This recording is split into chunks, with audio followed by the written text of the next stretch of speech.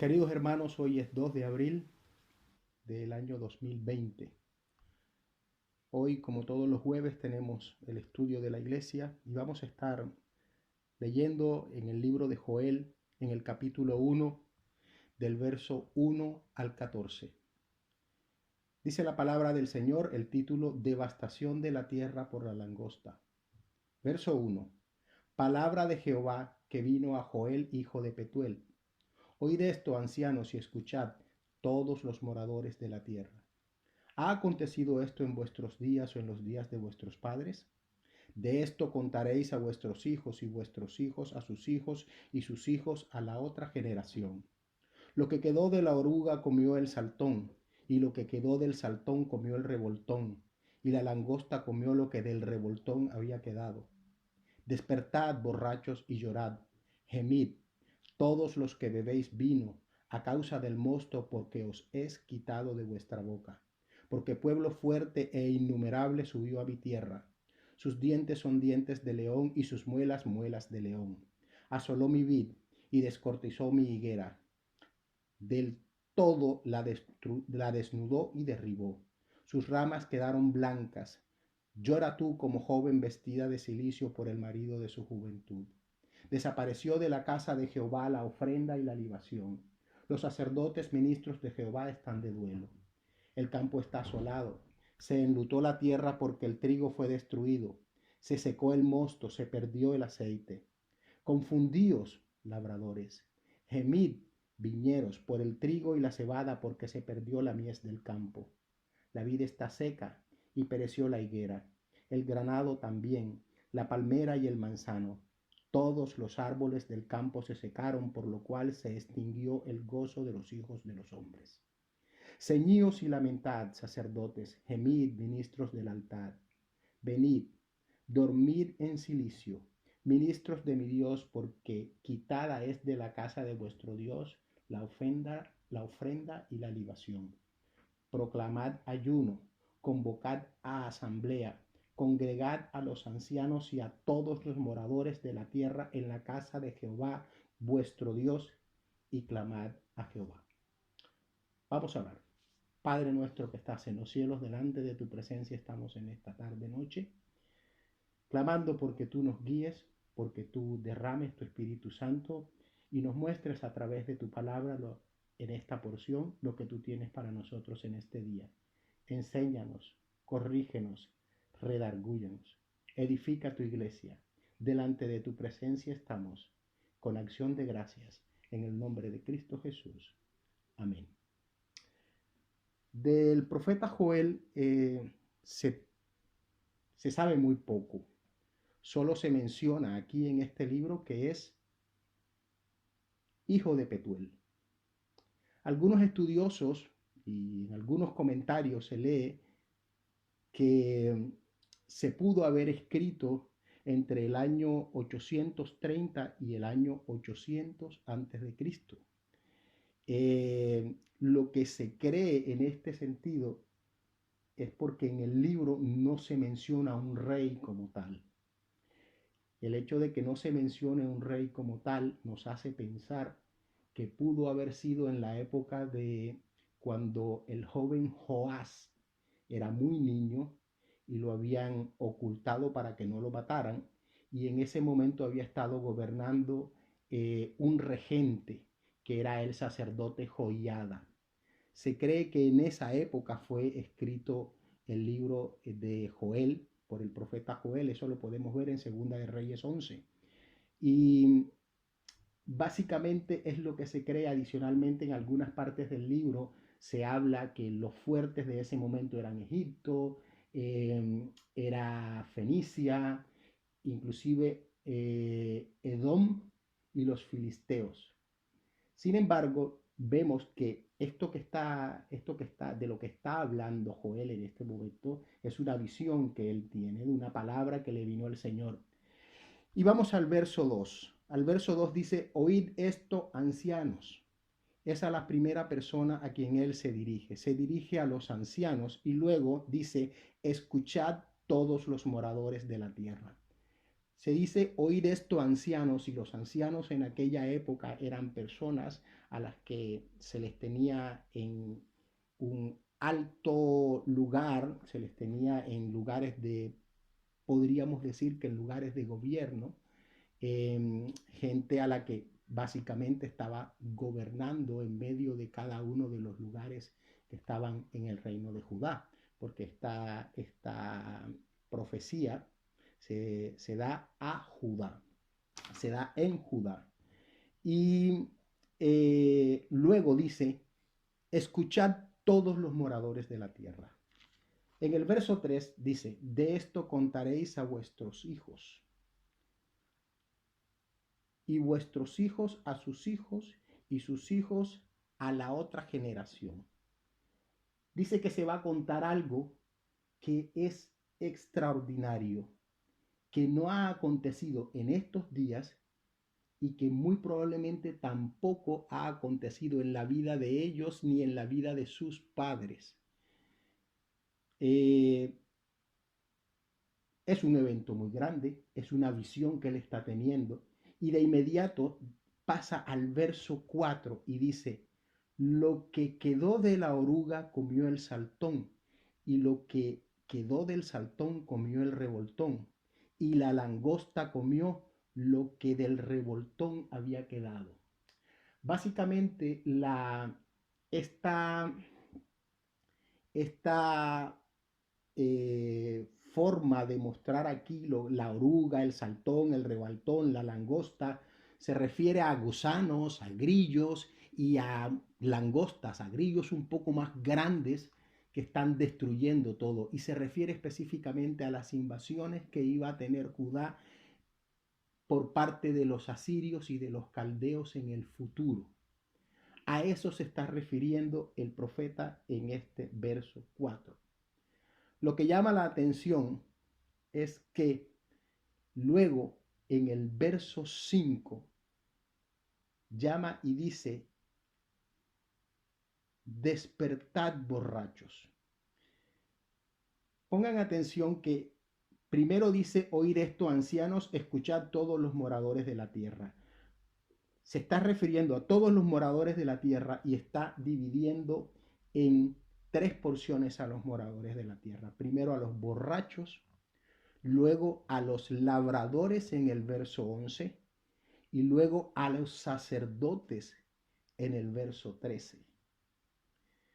Cuando vemos que llama y habla con los borrachos y les dice llorad, gebid, todos los que bebéis vino, se nos viene a la mente un borracho, una persona que está embriagada, una persona que no tiene conciencia de la realidad, que está muy sensible con todos sus sentidos y que así como puede llorar, también puede reír, puede cantar, puede danzar, pero que se puede volver muy gracioso, muy tierno, pero también en un determinado momento se puede volver violento.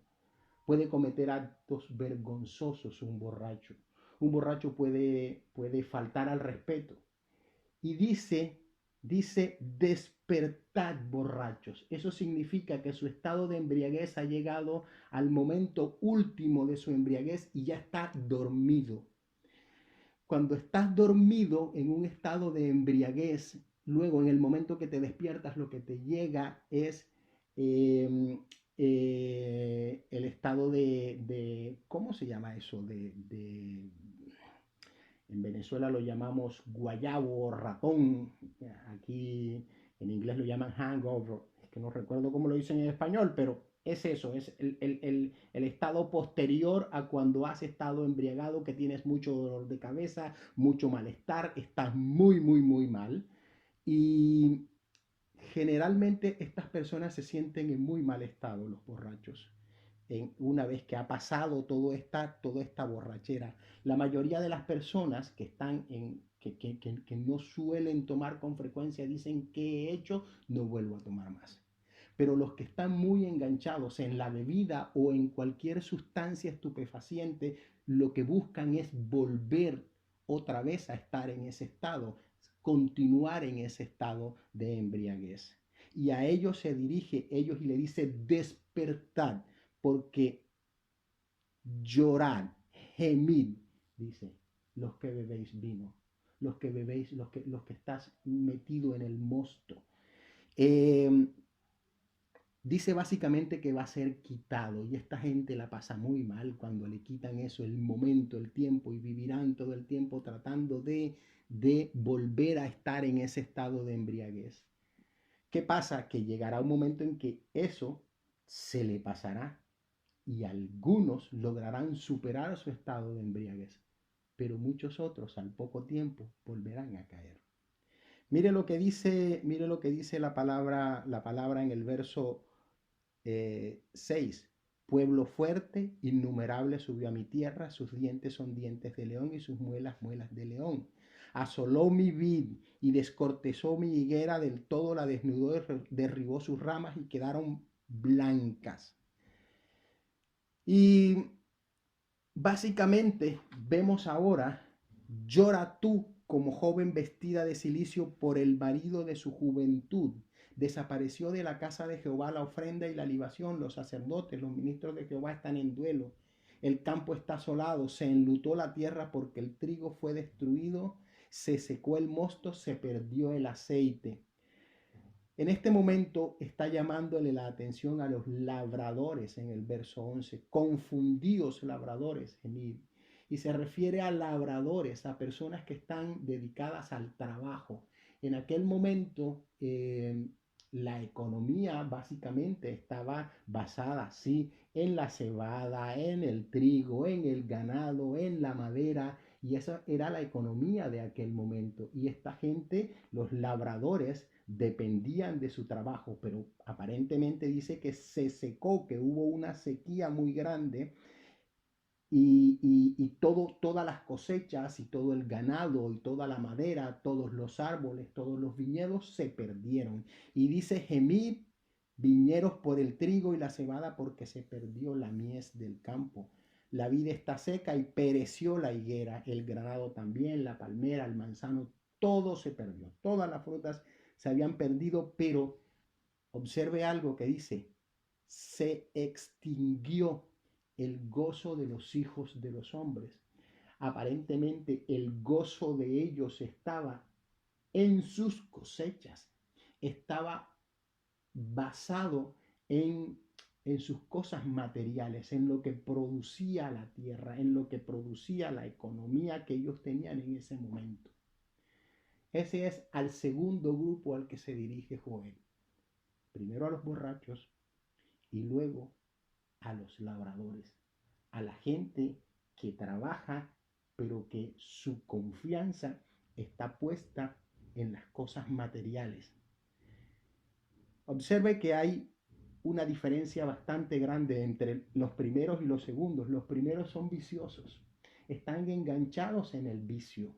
Y me hace recordar ahora el, el capítulo 5 de Efesios, en el 5:15, dice, mirad con diligencia cómo andéis, no como necios, sino como sabios, aprovechando bien el tiempo porque los días son malos. Por tanto, no seáis insensatos, sino entendidos de cuál sea la voluntad del Señor. Y dice, verso 18, no os embriaguéis con vino, en lo cual hay disolución. Antes bien, sed llenos del Espíritu Santo. Observe que entre los borrachos y los labradores, los borrachos están en disolución, están metidos en su vicio, vamos a decirlo así, mientras que los labradores están metidos en su trabajo, en el día a día, en sus quehaceres, metidos en lo que pueden producir, en el dinero que pueden tener, en lo que pueden obtener del fruto de su trabajo. Luego tenemos un tercer grupo, dice en el verso 13, ceñíos y lamentad, sacerdotes. Este es el tercer grupo al que se dirige el profeta Joel, sacerdotes. Gemid, ministros del altar, venid, Dormid en silicio, ministros de mi Dios, porque quitada es de la casa de vuestro Dios la ofrenda y la libación. Proclamad ayuno, convocad a asamblea, congregad a los ancianos y a todos los moradores en la tierra en la casa de Jehová vuestro Dios, y clamad a Jehová. Al tercer grupo al que se dirige es a los hombres que están en el templo, a los sacerdotes, a los líderes espirituales del momento. Saben, cuando yo veo todo esto y veo la situación que estamos viviendo hoy en España, en Italia, en Estados Unidos, me pregunto lo siguiente: ¿ha acontecido esto en nuestros días?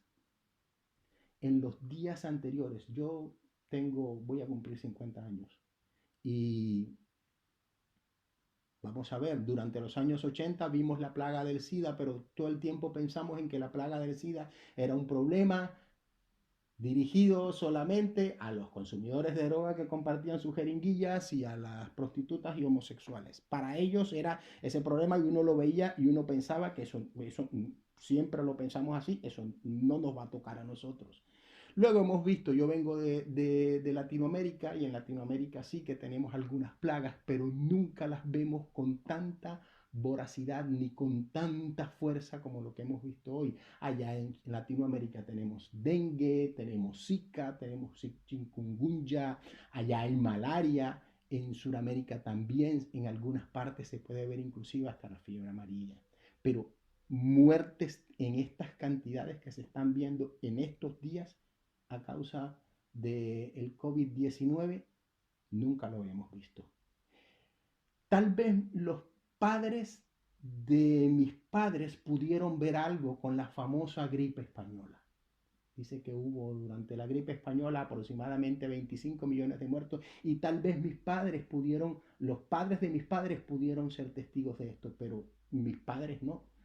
Y estoy seguro que muy probablemente los padres de la gente que me escucha tal vez no vivieron eso.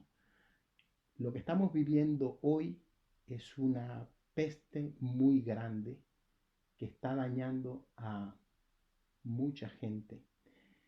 Pero me llama la atención que cuando prendemos la televisión vemos que lo primero que a quien se llama la gente cuando uno ve es la economía, la economía, la economía por aquí, la economía por allá, qué pasa con los sueldos, qué pasa con los bonos, qué pasa con el dinero de la gente, qué pasa con los empleos, qué pasa con las empresas. Es lo primero que se nos viene a la mente. Y me pregunto algo, ¿será que hoy estamos igual de borrachos como estaban aquellos? No lo sé, pero yo sí veo que hay mucha gente embriagada en cosas como el fútbol, como los espectáculos el glam, el glamour o la moda. Hay mucha gente embriagada en cosas como esta, pero también hay mucha gente embriagada con el poder. Hay mucha gente embriagada con la política. Hay mucha gente embriagada con las ideologías de género.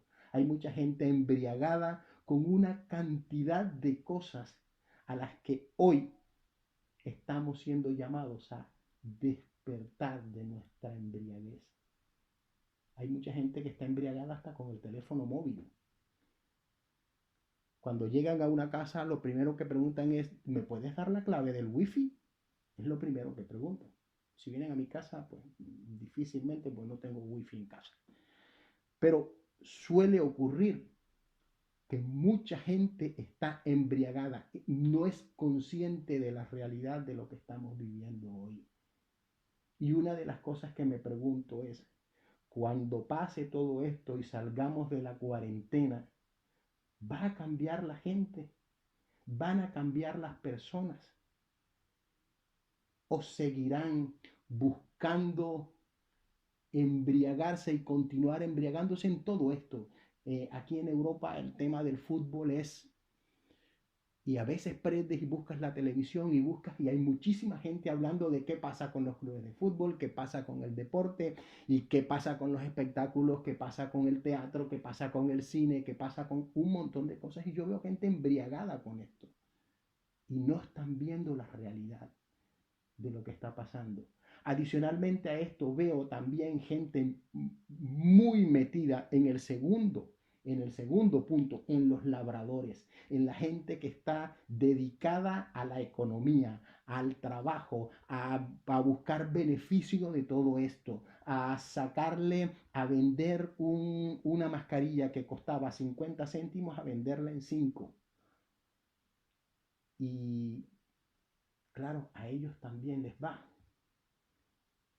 Y el tercer punto es, ¿y qué pasa con los cristianos? Eh, Nosotros los cristianos nos llaman y nos dicen, ceñíos. ¿Saben? En el capítulo 6 de Efesios dice, ceñid vuestros lomos con la verdad. Y nosotros los cristianos estamos llamados a ceñirnos nuestros lomos con la verdad. Ojo, recuerde algo, en Apocalipsis 1:6 dice que el Señor nos ha hecho reyes y sacerdotes. Por lo tanto, nosotros estamos llamados a hablar verdad. Y la verdad a la cual nosotros estamos llamados a decir es la verdad de Jesús. De Jesús el Cristo. A ese estamos llamados nosotros. A Él es a quien nosotros estamos llamados a proclamar. Es a Él de quien nosotros debemos hablar. Los judíos habían perdido de vista su necesidad de Dios y estaban muy creídos en sí mismos como lo estamos nosotros hoy. Todo lo que está pasando hoy solo se puede arreglar con ayuno, oración. Dice, proclamar ayuno y convocar asamblea, congregad a los ancianos y todos los moradores de la tierra en la casa de Jehová vuestro Dios y clamad a Jehová. Eso es lo que estamos. Hoy estamos muy creídos en que podemos salir adelante alejados del plan de Dios o del plan que Dios ha trazado para la humanidad. Y eso no va a ser posible sin Jesús.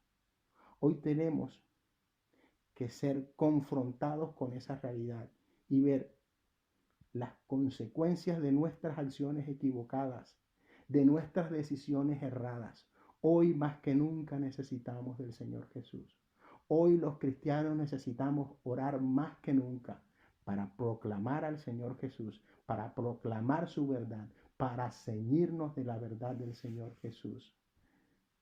Hoy, ¿saben? Hay muchas iglesias que están cerradas. Y hay mucha gente que se quejaba porque, bueno, cerraron los estadios, cerraron los conciertos, cerraron los cines, cerraron los teatros, pero también cerraron nuestras iglesias. Y hoy, gracias al Señor, nos podemos congregar a través de toda esta tecnología y podemos hablarnos y animarnos unos a otros. Y bueno, la ofrenda se puede a lo mejor transferir a través de transferencias o ayudar a otros o apoyar a otros de alguna manera. En aquella época dice que la ofrenda y la libación se había perdido. Se había quitado de la casa del Señor. Y sí, saben, hoy más que nunca, hoy extraño más a mis hermanos. ¿Cuánto los extraño hoy? No poder llegar a mi iglesia, cantar con cada uno de ustedes, escuchar la palabra del Señor, orar con ustedes, pero orar juntos con cada uno de ustedes. Hoy los extraño más que nunca. Y hoy deseo que esta pandemia pase y que esta cuarentena pase y poderlos volver a ver. Y en algún momento, cuando ya todo esto pase, darles un abrazo. Porque a cada uno de nosotros nos hace falta nuestra iglesia. Pero también, ¿saben qué? Hace falta que hoy proclamemos la verdad del Señor Jesús. Que el Señor los bendiga, hermanos. Vamos a orar. Amado Padre de la Gloria, hoy en medio de toda esta tribulación y en medio de todo esto que está pasando, nos presentamos delante de ti, porque reconocemos que en cierta manera hemos estado actuando fuera de tu plan. No hemos estado viendo tu plan para nosotros. En algún momento hemos estado embriagados con todo lo que nos rodea. En algún momento nos hemos enfocado nuestra vida en nuestro trabajo, en nuestras finanzas, en todo lo material que nos rodea, en nuestra casa, en nuestro coche, en nuestros viajes, en todo lo que lo que nos llama y lo que nos llena de gozo. Pero hoy estamos aquí en casa, en cuarentena, a causa de un virus, Señor. Pero, Padre, tú dices en tu palabra que te busquemos a ti y que todo lo demás será añadido. Y hoy nosotros te buscamos de corazón. Hoy tu iglesia te clama y te pide ten misericordia de nosotros y de la humanidad. Ayúdanos a presentar tu palabra con denuedo, a presentar tu verdad, a proclamarte a ti, Señor Jesús. Amado Padre, gracias porque nos escuchas y gracias porque estás en medio nuestro. Delante de tu presencia estamos con acción de gracias en el nombre de Cristo Jesús. Amén.